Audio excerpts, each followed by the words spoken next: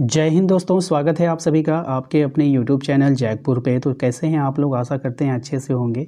ये देखिए मैं लेकर आ चुका हूं आप लोगों के लिए 2023 का रियल क्वेश्चन पेपर। अब आप बोलोगे भैया 2023 क्यों? देखो 2023 इसलिए क्योंकि यहाँ से क्वेश्चन भर भर के एग्जाम में पूछे गए हैं। 2023 वाले पेपर से बहुत ज़्यादा सवाल रिपीट कर रहे हैं।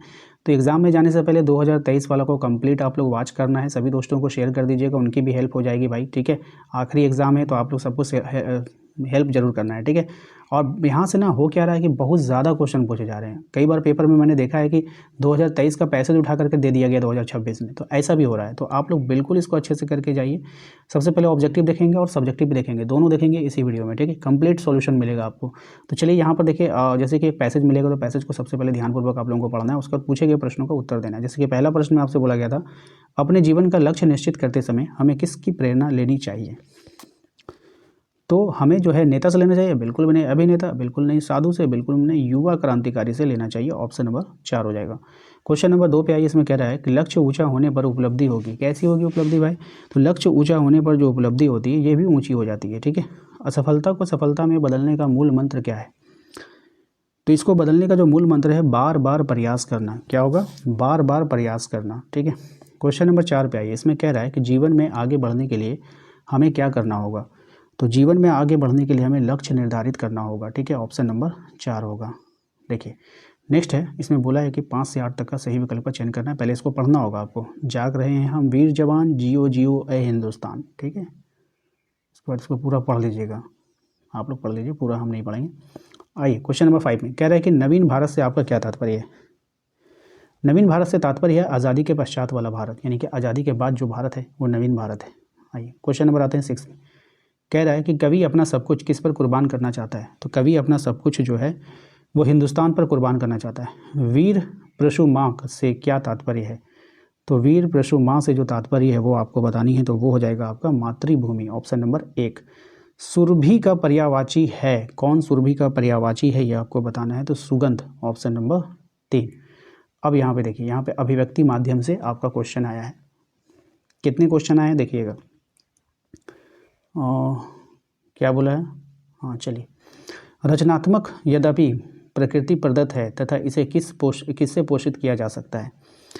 तो इसको जब हम लोग पोषित कर सकते हैं प्रशिक्षण के द्वारा, शिक्षण के द्वारा, 1 और 2 दोनों। जब कभी भी ऐसा वाला आए ना 1 2 दोनों, तो 99% चांस रहता है कि यही सही होगा। ठीक है, और एक इनमें से सभी, इसका भी चांस होता है, लेकिन इसका कोई वैल्यू नहीं है। ठीक है, इसका कभी आंसर नहीं होता है। बात समझ में आ जाइएगा। ठीक है, फीचर किस प्रकार की विद्या मानी जाती है? अब ये जो फीचर है ये कौन सी विद्या है? तो विषय प्रधान विद्या है। देखिए एग्जाम में आया हुआ क्वेश्चन है। आइए, विज्ञापन में किस प्रकार की भाषा का प्रयुक्त होता है? तो ये जो विज्ञापन है इसमें कौन सी भाषा का प्रयोग करते हैं? तो व्यवहारिक भाषा का हम लोग प्रयोग करते हैं। शासकीय पत्रों में निम्न में से क्या अनावश्यक है? तो शासकीय पत्रों में क्या अनावश्यक है? तो व्यक्तिगत शैली। Option number 1। ठीक है, क्वेश्चन नंबर, अपने छोटे से पत्र में क्या संबोधन किया? अपने से छोटे को पत्र में क्या संबोधन किया जाता है? तो इसमें जो हम लोग संबोधन करते हैं चिरंजीवी लिखते हैं। क्या लिखते हैं? चिरंजीवी। विचारों के आदान प्रदान की निम्न में से सबसे प्राचीन परंपरा कौन सी है? तो निम्न में सबसे प्राचीन परंपरा है पत्राचार। कौन सा हो जाएगा? पत्राचार। जनसंचार प्रक्रिया के प्रमुख तत्व जो हैं वो क्या हैं आपको बतानी है। तो इसके जो प्रमुख तत्व हैं वो है संग्राहक और प्रतुष्टि, संकेतीकरण और संकेत वाचन, स्रोत संदेश और संचार माध्यम। तो इनमें से सभी हो जाएगा। ठीक है, पत्रकारिता के विकास में कौन सा मूल भाव सक्रिय रहता है? तो कौन सा? जिज्ञासा। नई संचार भाषा को किसने जन्म दिया है? तो नई संचार भाषा को जन्म दिया है किसने आपको बतानी है। तो जन्म दिया है आपका यहाँ पर विज्ञान ने। किसने? विज्ञान ने। सर्वप्रथम मुद्रण का प्रारंभ जो है वो कहाँ पर हुआ था? सर्वप्रथम मुद्रण का जो प्रारंभ हुआ है वो हुआ है कहाँ पर, ये आपको बतानी है। तो ये मुद्रण का प्रारंभ हुआ है आपका चीन में। कहाँ पे हुआ है? चीन में हुआ है। ठीक है, यानी कि ये जो पोर्शन था आपका अभिव्यक्ति और माध्यम वाला, यहाँ से लगभग 10 क्वेश्चन आपके पूछे गए। सोचिए कितना इम्पॉर्टेंट टॉपिक है ये।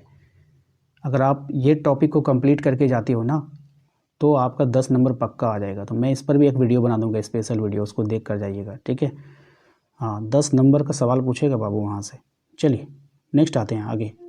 आगे देखिए क्या बोला है कि ये पाठ्य पुस्तक से प्रश्न उत्तर, इसको आपको ध्यानपूर्वक पढ़ लीजिए। पढ़ने के बाद पूछे गए प्रश्नों का उत्तर आपको यहाँ पे देना है। पहले प्रस्तुत पंक्तियों के रचयिता कौन है? ऊपर जो पंक्तियाँ आपको मैंने अभी दिखाई है उसका रचयिता है केदारनाथ सिंह। किन लोगों के खाली कटोरे में वसंत उतरता है? तो किन लोगों के खाली कटोरे में वसंत उतरता है आपको बताना है। तो भिखारियों के खाली कटोरे में वसंत उतरता है। प्रस्तुत पंक्तियों के किस शहर की चर्चा की गई है? तो प्रस्तुत पंक्तियों में जो शहर की चर्चा की गई है बनारस की। रोज रोज में कौन सा अलंकार है ये आपको बतानी है। तो ये पुनरुक्ति प्रकाश अलंकार हो जाएगा। ठीक है, आइए। देवसेना का गीत जयशंकर प्रसाद की किस कृति से लिया गया है? तो देवसेना का जो गीत है जयशंकर प्रसाद के स्कंदगुप्त से लिया गया है। सिकंदर के सेनापति का क्या नाम था? तो सिकंदर का जो सेनापति था उसका नाम सेल्यूकस था। गीत गाने दो मुझे कवि क्या रोकने की बात कर रहा है? तो गीत गाने दो कवि में कवि जो रोकने की बात कर रहा है वेदना रोकने की बात कर रहा है। नेक्स्ट आते हैं कि देश में आज़ादी के बाद किसकी कमी दिखाई देती है?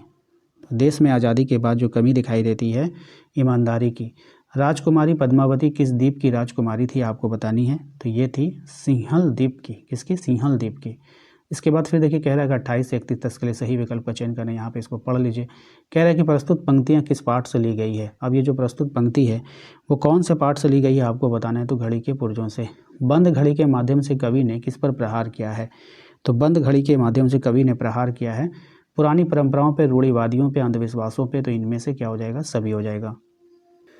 नेक्स्ट है आपका कि हमारे दुखों के कारण क्या हैं आपको बतानी है। हमारे दुखों का कारण है अंधविश्वास, सड़ी गली मान्यता और नवीन सोच की अवहेलना। ठीक है, तो यहाँ पे इनमें से सभी हो जाएगा इसका राइट आंसर। इन पंक्तियों का अभिप्राय क्या है आपको बतानी है। ऊपर जो पंक्ति आप लोग ने आपने देखा है इसका अभिप्राय आपको बताना है। ठीक है,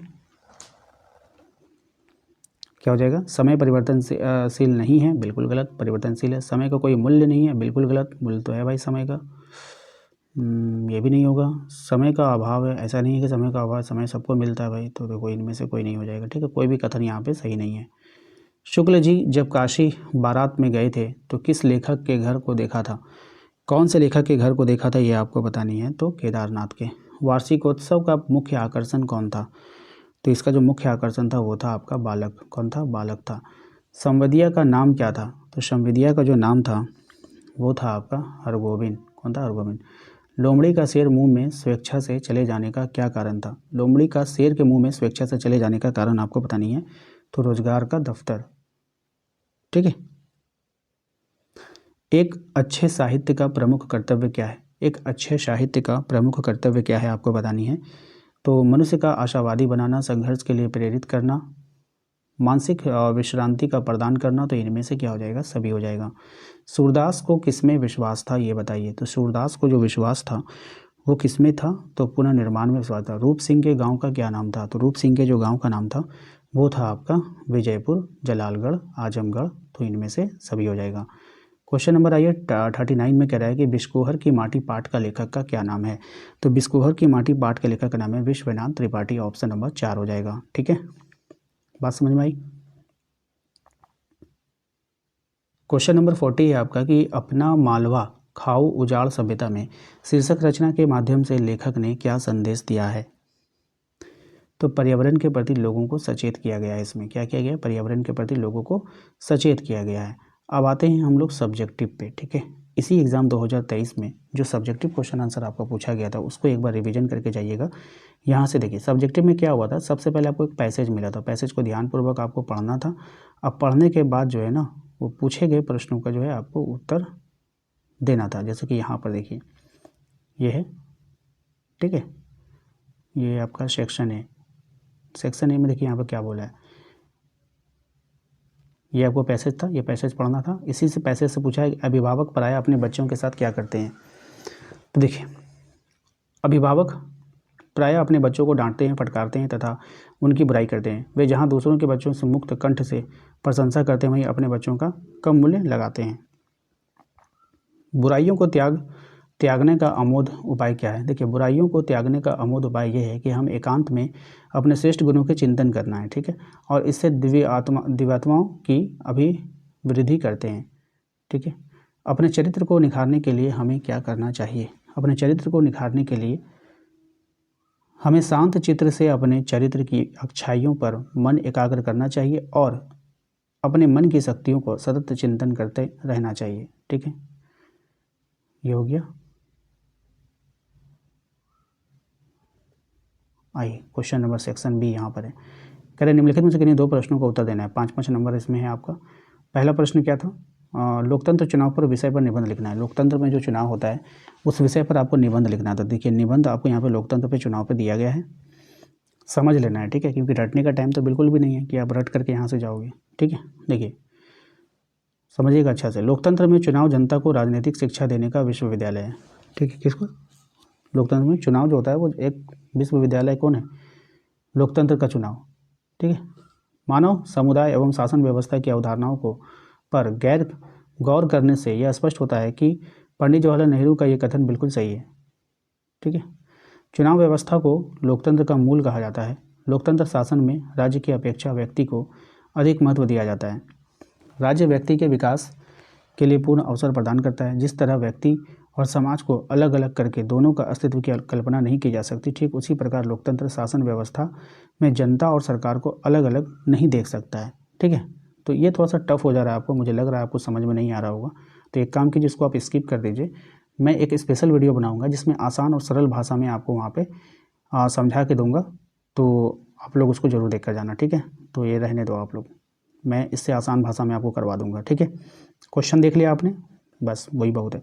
कह रहे महंगाई से प्रभावित आम जनजीवन के लिए विशेष समाचार पत्र के संपादक को पत्र लिखना है। यानी कि महंगाई से आप परेशान हैं और समाचार पत्र के संपादक को आप पत्र लिखना है। देखिए कैसे लिखेंगे? सेवा में संपादक महोदय, दैनिक जागरण, रांची।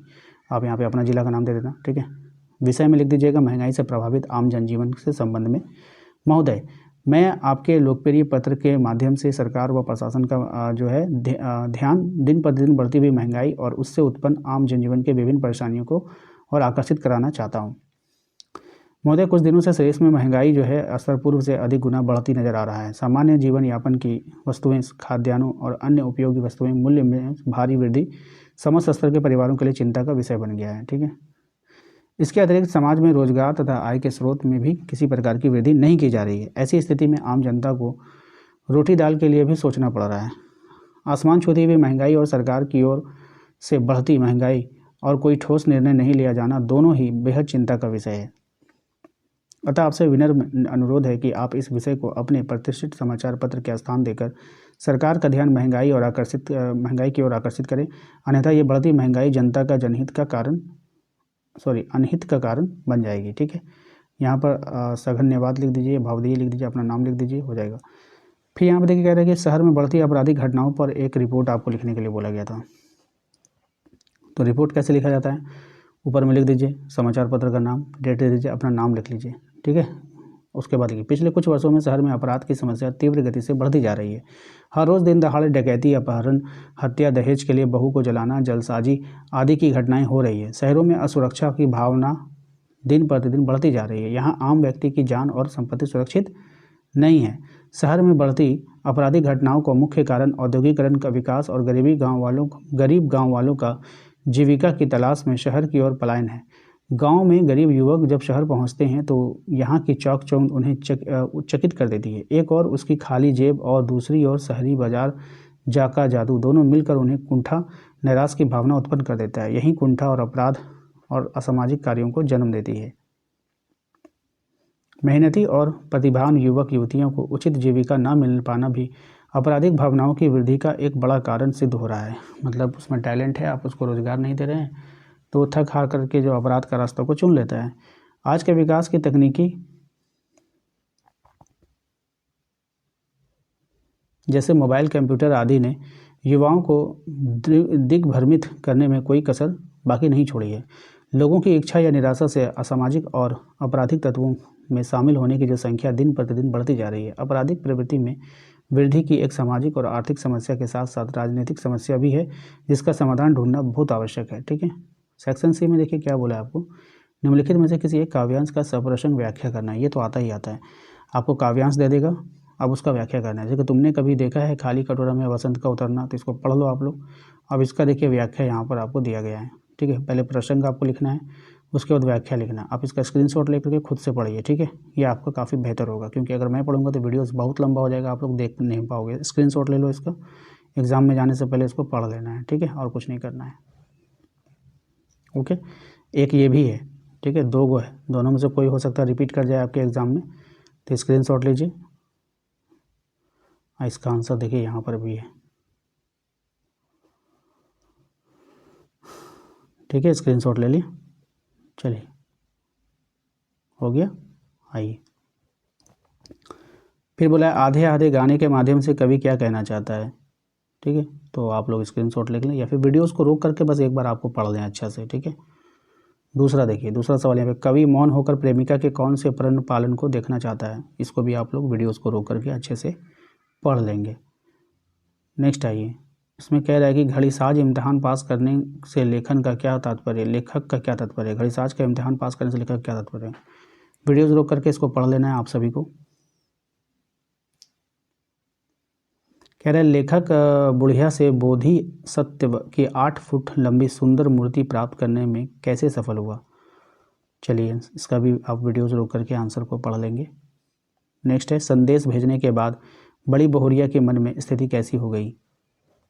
इसको भी आप लोग पढ़ लो। नेक्स्ट है, निम्नलिखित में से किसी एक का उत्तर आपको देना है। डॉक्टर हजारी प्रसाद द्विवेदी की रचनाओं के नाम लिखना है। देखिए यहाँ पे रचनाओं के नाम हैं, अशोक फूल, आलोक पर्व। उसके बाद है आपका सचिदानंद सिन्हा, हीरानंद वात्स्यायन आयज्ञ की किन्हीं 2 रचनाओं के नाम लिखना है। तो भद्रदूत और हरी घास पर क्षण भर। ठीक है, तो इसको देख लीजिएगा। कह रहे हैं निम्नलिखित में से किसी एक प्रश्न का उत्तर देना है। जगधर के मन में किस तरह की ईर्ष्या का भाव जगा और क्यों। चलिए, स्क्रीनशॉट लेंगे इसका आप लोग, विद क्वेश्चन लीजिएगा, अच्छा रहेगा पढ़ने में, रिवीजन करने में। दूसरा है, कोयया किसे कहते हैं, इसकी क्या विशेषता है। चलिए, बहुत ही इंपॉर्टेंट सवाल है, स्क्रीनशॉट ले लें सभी लोग और पढ़ कर जाना है। ये सब सवाल छोड़ना नहीं है, यहाँ से सवाल एग्जाम में फंस रहे हैं। निम्नलिखित में से किसी एक प्रश्न का उत्तर देना है। धरती का वातावरण गर्म क्यों हो रहा है, इसमें यूरोपीय और अमेरिका की क्या भूमिका है।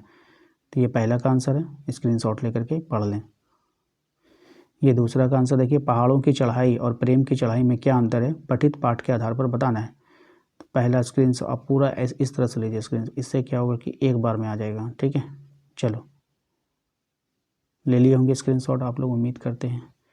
अब तो नहीं है भाई कोई प्रश्न, अब नहीं है, टोटल कंप्लीट हो गया। ठीक है, तो दोस्तों आशा करते हैं आप लोगों को आज का ये वीडियो पसंद आया होगा। वीडियो को लाइक कर दीजिए, एक छोटा सा भी लाइक कीजिएगा भाई। ठीक है, और चैनल पर जो लोग पहली बार आए हैं सब्सक्राइब कर लेना है, बेल आइकन को प्रेस कर लेना है। और भी सब्जेक्टिव आप तैयारी करना चाहते हो तो इस वीडियो के डिस्क्रिप्शन में आपको मैंने लिंक दे दिया है अपने व्हाट्सअप चैनल का, उसको जाकर ज्वाइन कर लीजिएगा। चलिए, मिलते हैं नेक्स्ट अगले वीडियो में। Thank you.